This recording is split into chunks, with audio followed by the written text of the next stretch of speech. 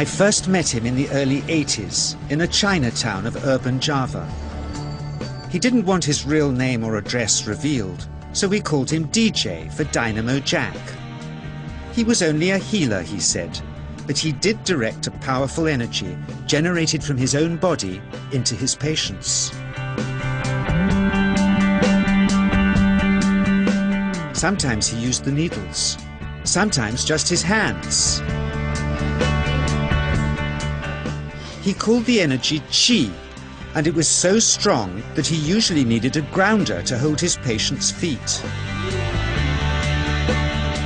For years we followed him around Java on his healing rounds, pleading to be allowed to film him, but he always refused, saying his powers resulted from a type of meditation with an ancient tradition of secrecy. It was only when my brother Lorne was suffering from a serious eye infection that he finally allowed us to film him in 1987. It was nothing like any acupuncture I'd ever had.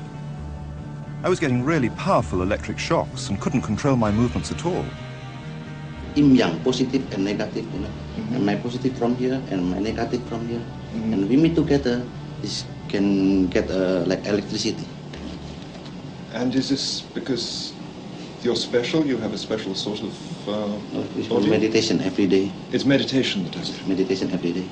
Like you can touch me, like this. It's nothing, okay? It's my burn. Just like this.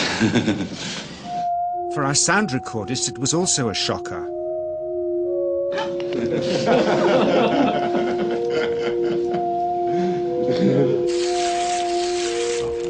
He then took our newspaper outside and showed us how Qi can also be used to set things on fire.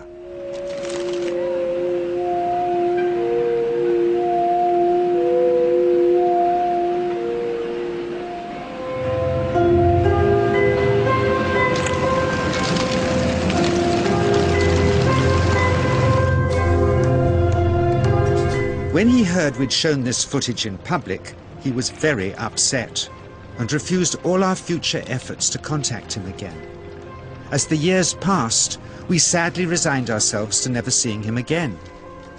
My brother Lorne never did, for by 1997 he was already dead, when I again found myself with DJ, now treating me for an eye problem.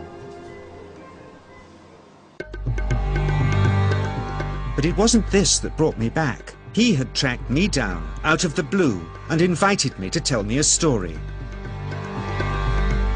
He had just returned from 2 years on a deep meditational journey, alone in the heart of Borneo.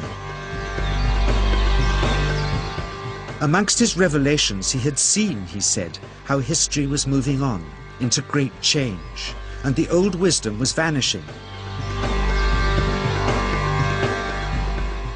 So he'd called me back to film just enough of him to remind us that we all have undreamed of powers sleeping within us, and that there's nothing special about him except for his training in waking them. Grounding this patient, my cameraman Joe is having to use all his weight to keep contact. Qi is pushing him away. He seems able to control the amplitude of this Qi, like a dimmer switch, and it causes uncontrollable responses in the patients and their grounders. I can barely keep my hand on you. It wants to fly off. The electricity is so strong. This mother unwittingly grounds her child. He won't sit still, so she's asked to hold him and grin and bear it. Sometimes, signs of this passing energy can be seen in the transmitter too. This Qi stuff is only the surface, he says, of the real adventure beneath, in the meditational technique.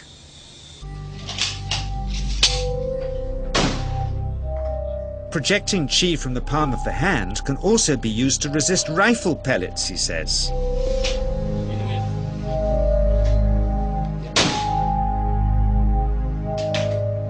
First, you learn to distinguish between yin and yang Qi in your body. Then how to pool it in your navel chakra. Then how to project it, he says. And it's the proportionate mixture between yin and yang which accounts for different effects, like pulling or pushing objects or igniting them.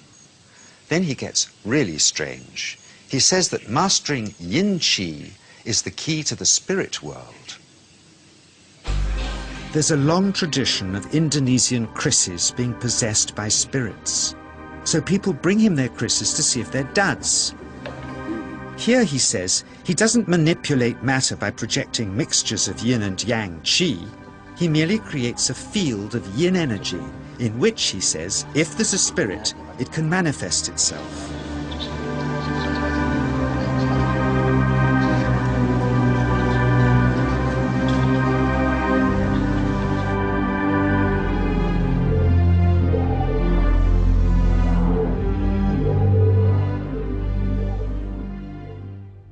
So I invited a small group of scientists back from the United States with measuring equipment to test if DJ was for real. And if so, where might this energy belong on the electromagnetic spectrum? Catherine Cook, CEO of the Mind Science Foundation in Texas. Dr. Roger Nilsson, a Swedish medic and international racing sailor. Dr. Greg Simpson, a physicist from New York's Albert Einstein University, and Andreas Polak, one of DJ's Australian students. The visitors are confident they'll uncover him as a fraud in no time. Greg is the first guinea pig, and he's uncomfortable about showing that he can feel anything at all. Dr. Roger doesn't know what to expect.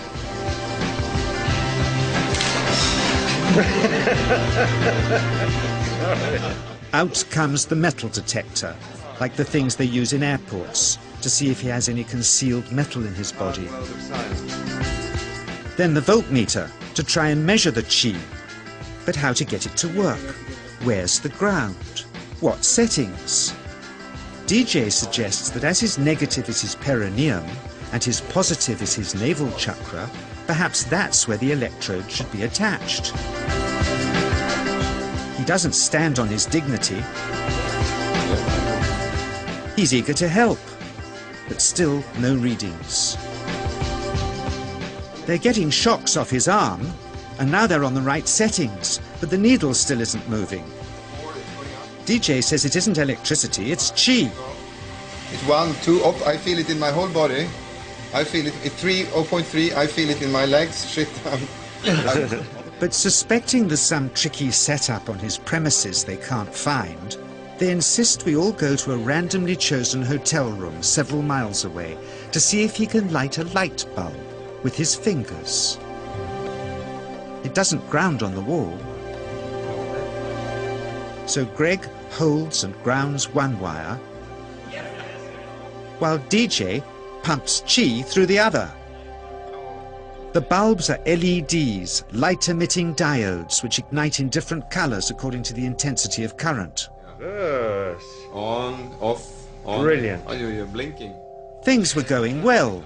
DJ was enjoying it too, until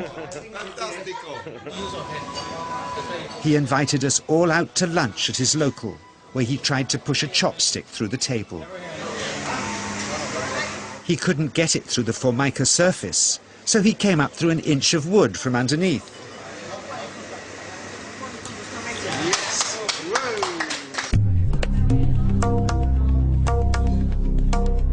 Not only did he draw his own blood, but a chopstick splinter had caught Alison here between the eyes, drawing more.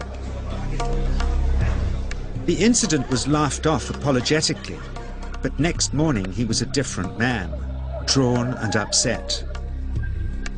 He said he'd been visited all night by his long-dead master, raging that he'd broken the strict taboos of his sect, never to show off in public and never to cause harm or draw blood. He felt deeply chastised. All further testing and filming must end. Never again would he submit to public scrutiny, nor accept any new students. He would sink from sight and continue his healing in obscurity, as he had done since before we met him in the early 80s and had always told us was right.